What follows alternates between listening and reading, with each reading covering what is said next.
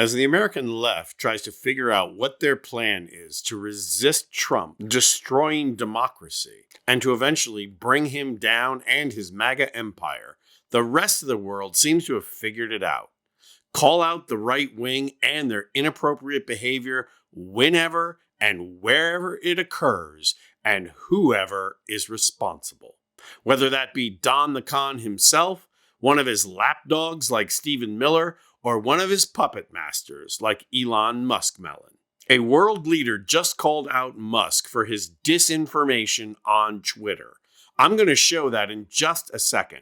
But first, it's worth mentioning how much Elon appears to be trying to take over the world. First, he tries to influence elections in Germany by tweeting that only AfD can save Germany. The AfD being the neo-Nazi party of Germany. It's nice to see that Elon is staying true to his roots as an apartheid-loving white South African. Naturally, people told him off and told him to butt out, but that did not deter the X-Man.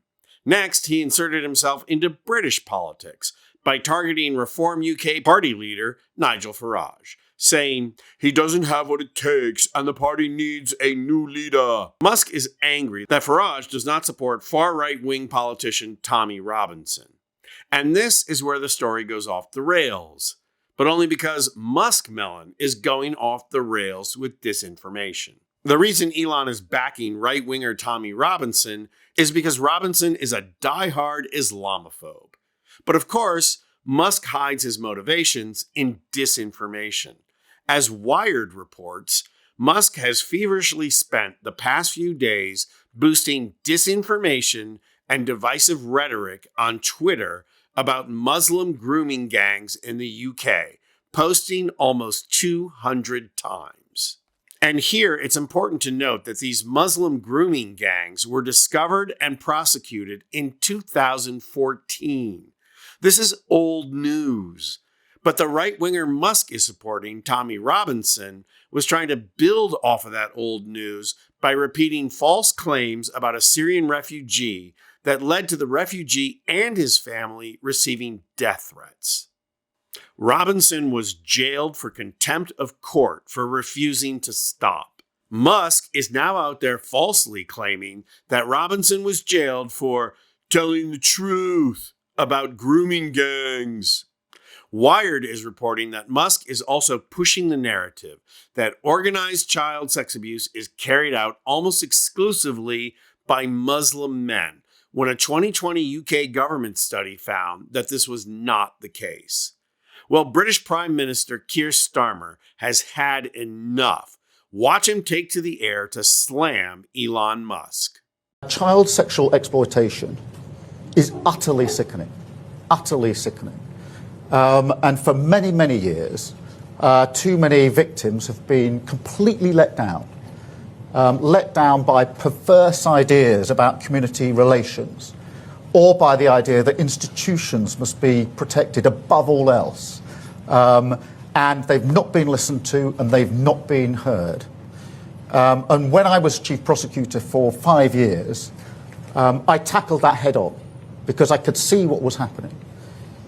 And that's why I reopened cases that had been closed and supposedly finished. I brought the first major prosecution of an Asian grooming gang. In the particular case, it was in Rochdale, but it was the first of its kind. There were many that then followed that format.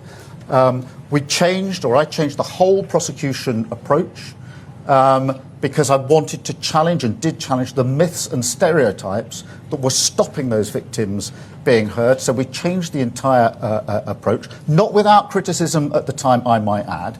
And when I left office, we had the highest number of child sexual abuse cases being prosecuted on record. Now, that record is not secret. As a public servant, it's there for all of you or everybody to see. I also called for mandatory reporting of child sexual abuse. I called for that a decade ago.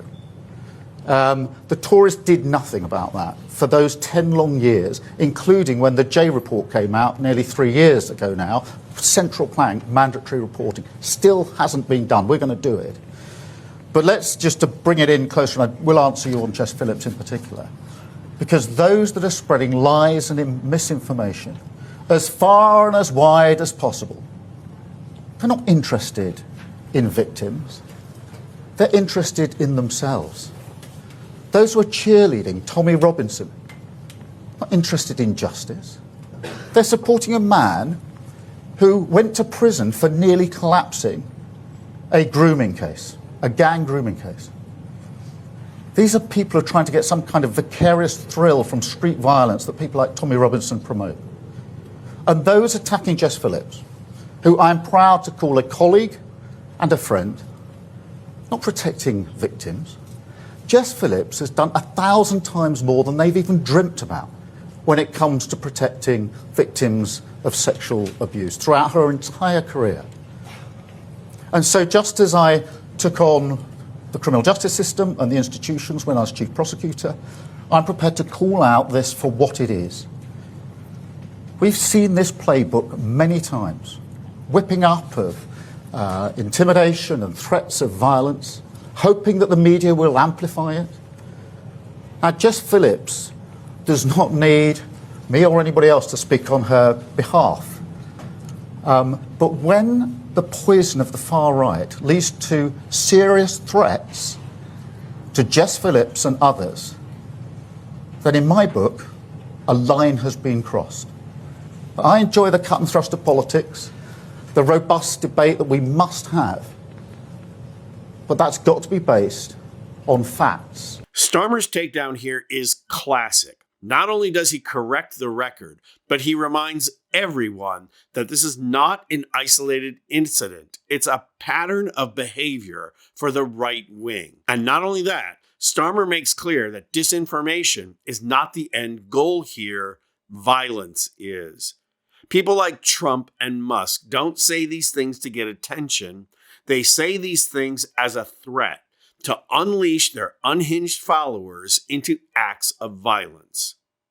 After the fact, they get to walk away and claim they don't have any responsibility. Starmer is letting people know, yes, they do have responsibility, and the best thing to do is call them on it before the violence. As Starmer puts it, these people need to be called out as crossing a line.